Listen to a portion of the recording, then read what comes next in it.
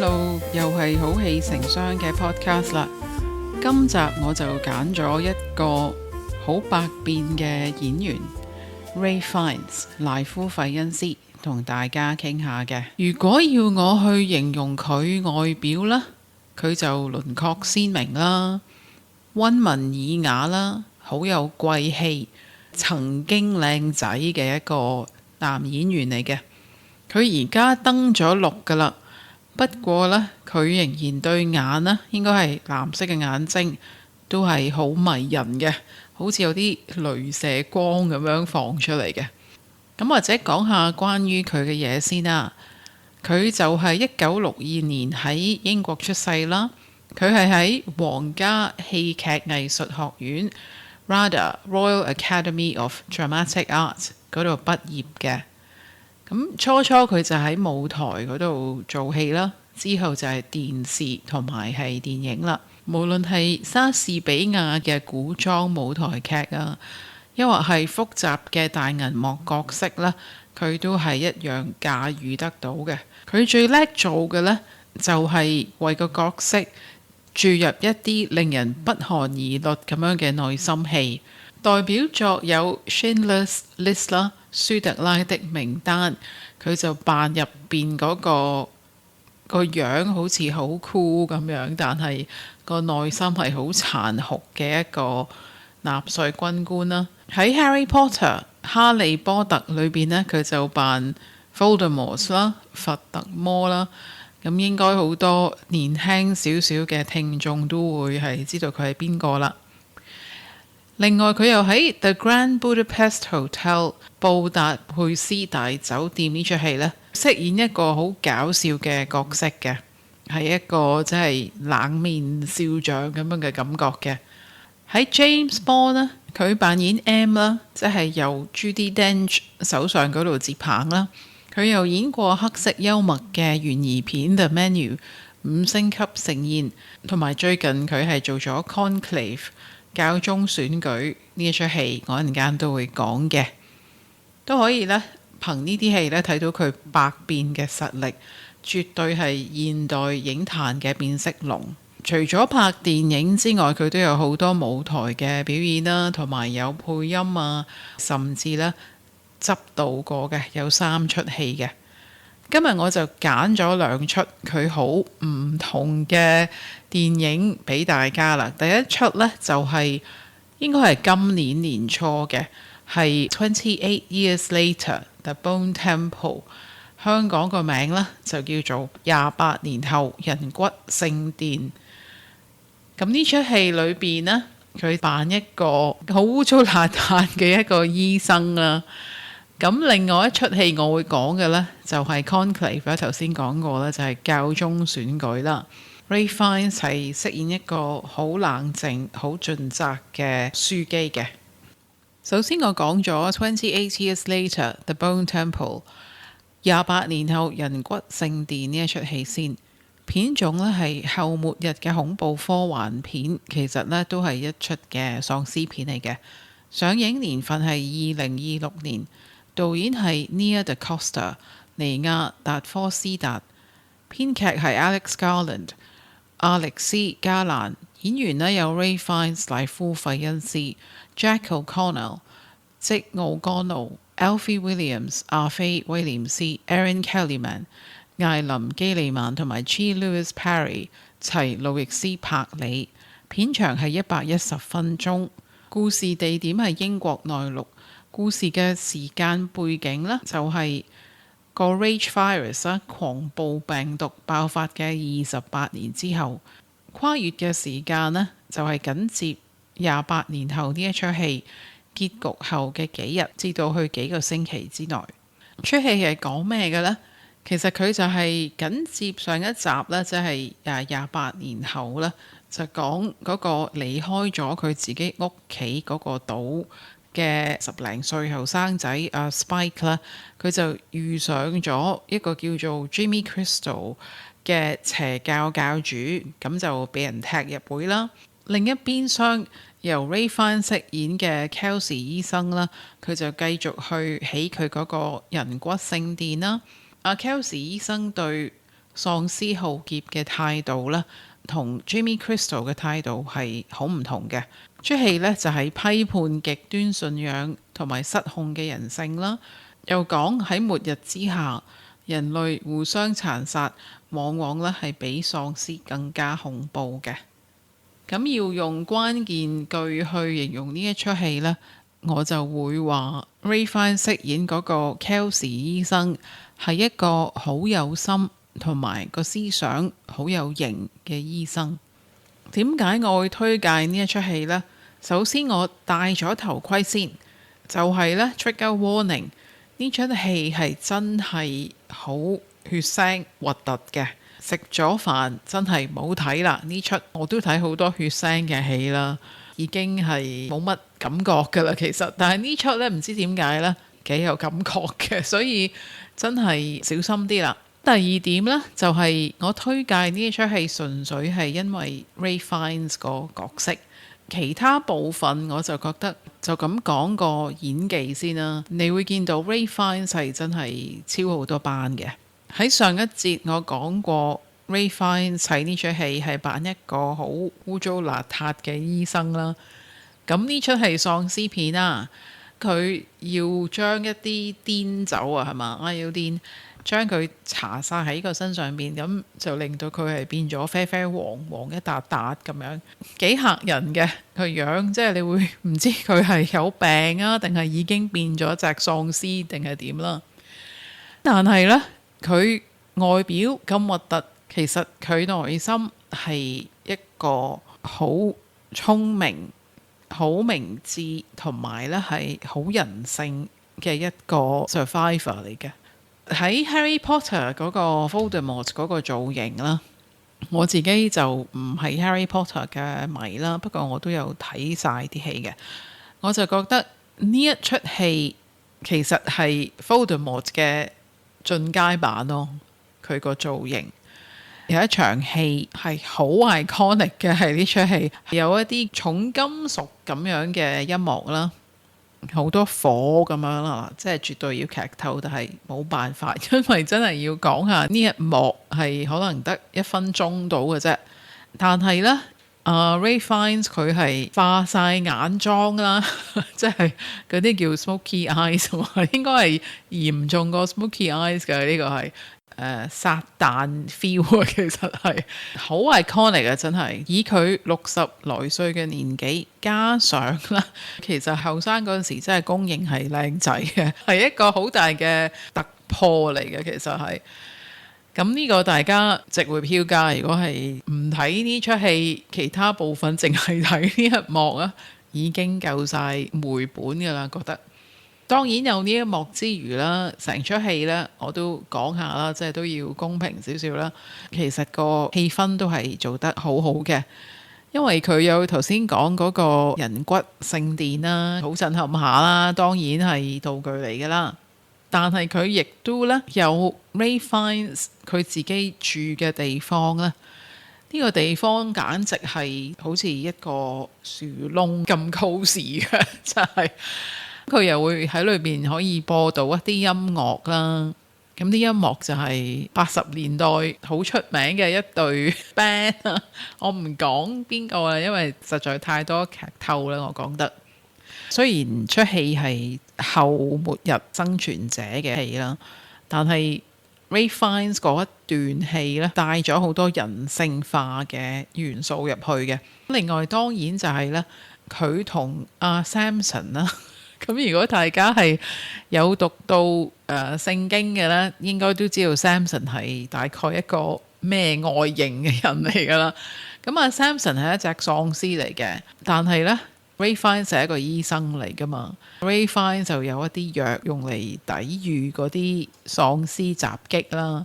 咁佢哋兩個嘅關係呢，就變得好微妙啦，亦都係有一啲場面呢，我覺得喺喪屍片真係未試過見到嘅，幾得意嘅個故仔，破格嘅，唔係一般喪屍片會講嘅嘢嚟嘅。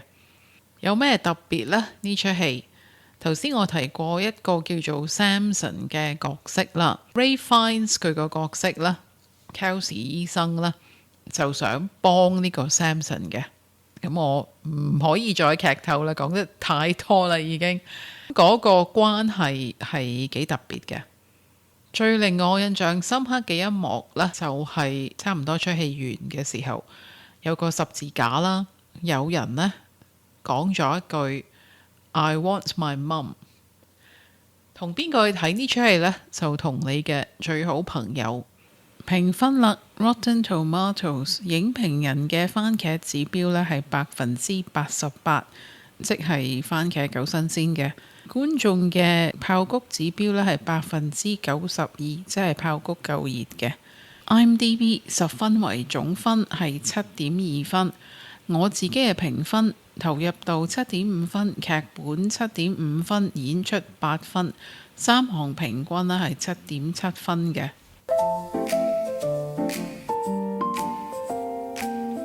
好啦，而家正經翻啦，就講 Conclave 教宗選舉呢一出戲。片種係政治懸疑劇情片，年份係2024年，導演係 Edward Berger 愛德華柏格，編劇係 Peter Straughan 彼得史卓漢，佢係改編自 Robert Harris 羅拔哈里斯喺2016年出版嘅同名小說。主演嘅有 Ray Fiennes 賴夫費恩斯、Stanley Tucci 史丹利特治、John Lithgow 尊力高同埋 Isabella Rossellini 伊莎貝拉羅莎莉尼。片長係120分鐘，時代係現代，地點係梵蒂岡，跨越嘅時間係大約幾日至大半個月。呢套戲講咩嘅呢？就係講教宗離世啦，主教就主持新嘅教宗嘅秘密選舉會議。期間呢，各派嘅權鬥啦，爆出陰謀。故事探討咗信仰同埋懷疑、權力嘅腐敗同埋傳統同改革嘅衝突。如果要用一個關鍵句去形容 Ray Fiennes 喺呢一出戲呢，就係佢好謙卑同埋好盡忠職守。Ray Fiennes 喺呢出戲裏邊呢，佢就係一個嘅樞機啦，但係都係喺教宗選舉裏邊係一個差唔多院長嘅角色，即係主持成個選舉嘅過程啦。點解我會推介呢一出戲呢？第一就係因為個背景係好獨特啦，教宗選舉呢，不嬲都係一個好神秘嘅一件事啦，歷史係久遠嘅。呢出戲呢，帶俾觀眾睇到成個過程係點樣樣啦。當然裏邊係有明爭暗鬥啦。Ray Fiennes 作為個主持人都好想揀一個最啱教會嘅新嘅主教啦。佢係好無私嘅，成出戲係一個佢哋嘅交流啦，唔同嘅睇法啦，或者背後可能有人督其他人嘅背脊啊等等啦，傳統同埋新思維嘅角力，亦都可以係話左派同埋右派嘅角力嚟嘅，可以用呢一個比較係政治化嘅角度去睇呢出戲。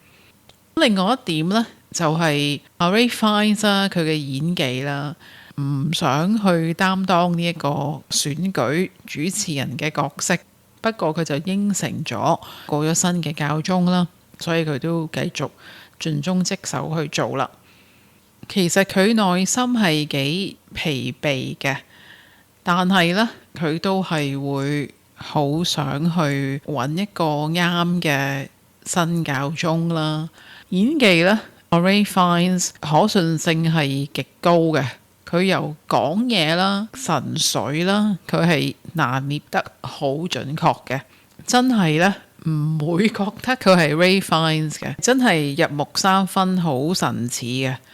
呢出戲大半年內我可能睇咗3次，唔知點解，因為真係好多明爭暗鬥啦。除咗 Ray Fiennes 之外呢，其他演員嘅演技都好好啦，譬如 Stanley Tucci 啊、John Lithgow 啊，都係做得好好嘅。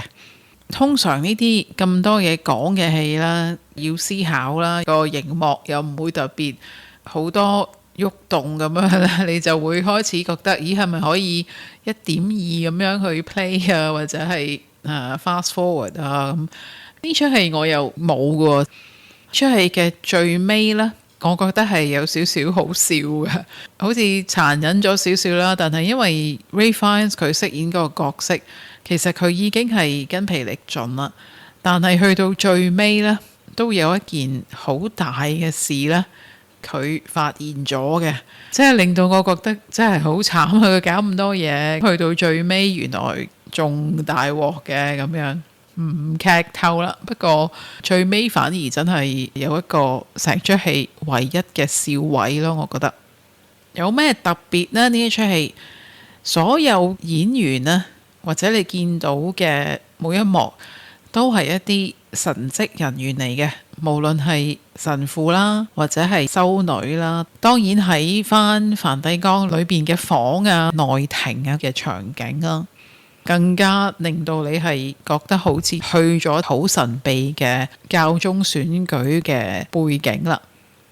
最令我印象深刻嘅一幕就係所有神父啦，係嘛，所有嘅樞機咧坐埋喺一間好黑冇着燈嘅劇場嗰一幕。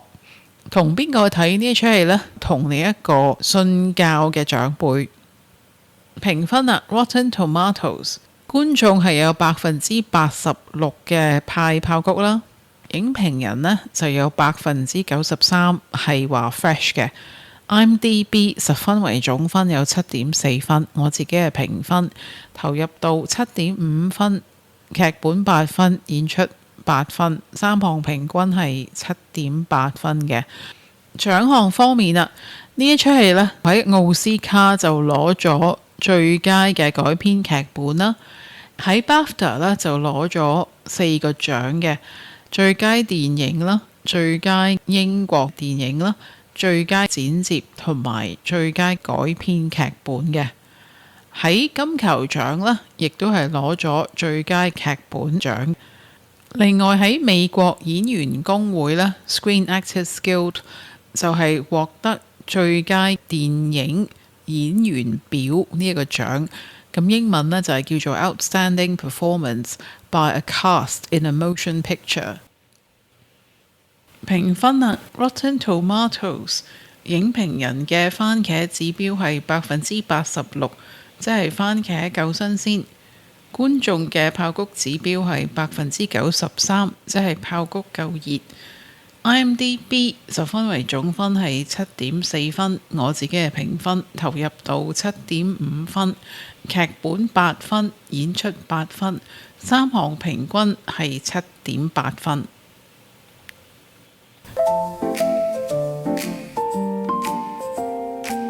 做一個少少嘅總結啦。今日我講嘅 Ray Fiennes 嘅電影其實都幾多共通點嘅喎。第一，我覺得咧喺兩部戲裏邊呢 Ray Fiennes 嘅角色都好人性嘅。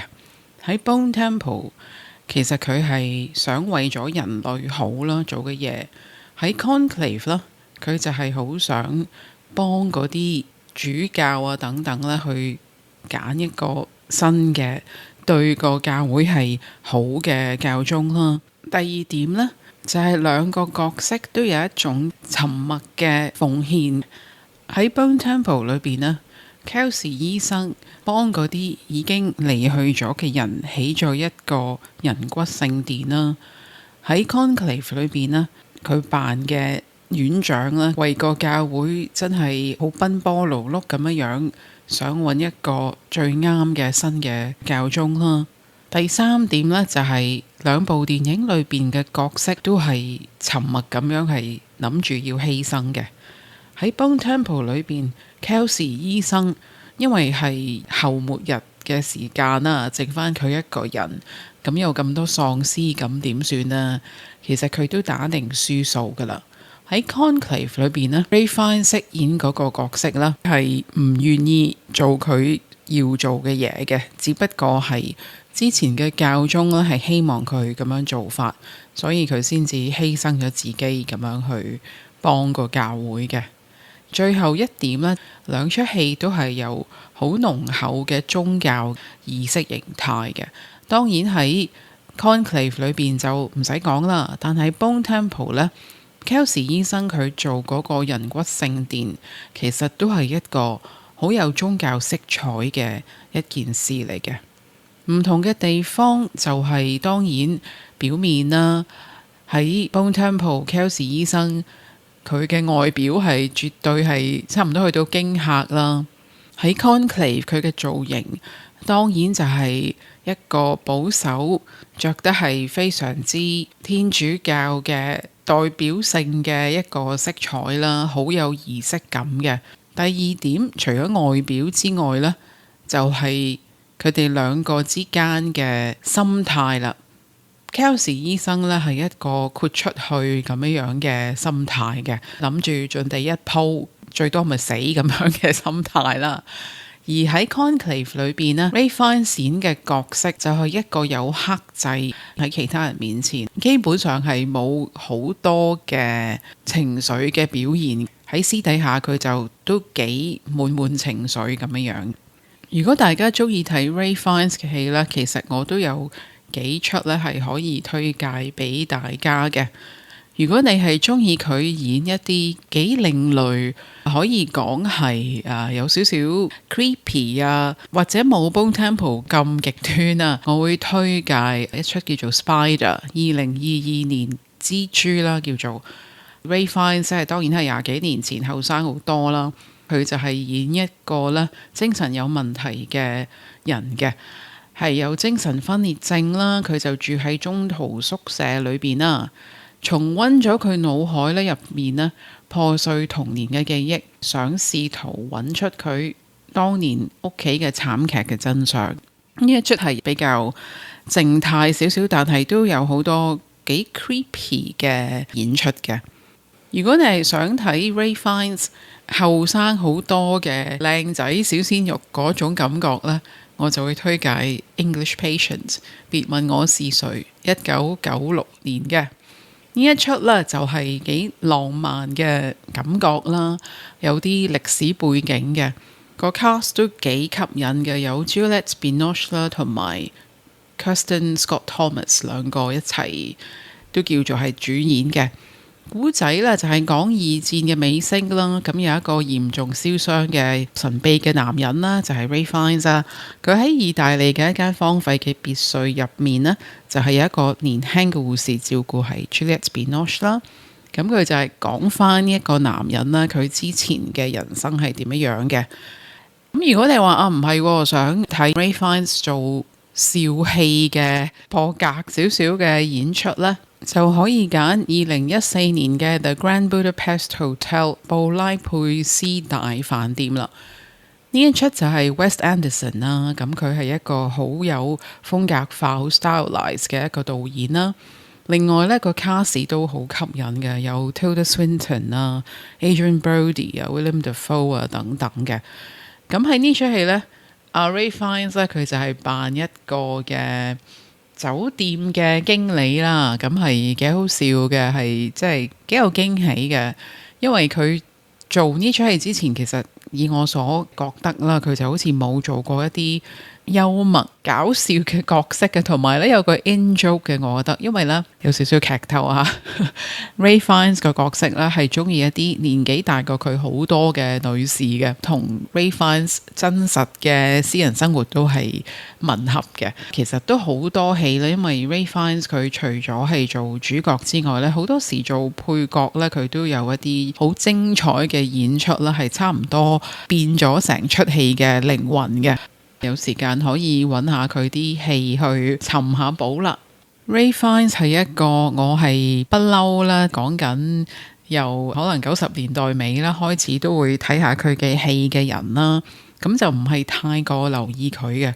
不過最近呢幾年呢，我都開始再重新睇翻佢嘅戲，發現呢，其實佢真係可以做好多唔同嘅角色嘅，真係一個變色龍咁樣嘅演員嚟嘅。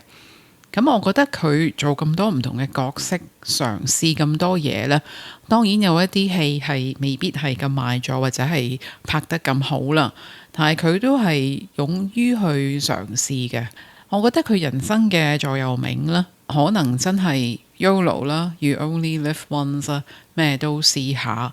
呢個我覺得令到大家都眼福不淺嘅。你有冇睇過佢嘅戲呢？有邊一出係最中意呢？歡迎喺好戲成雙嘅 Facebook 或者 IG 留言同大家分享下。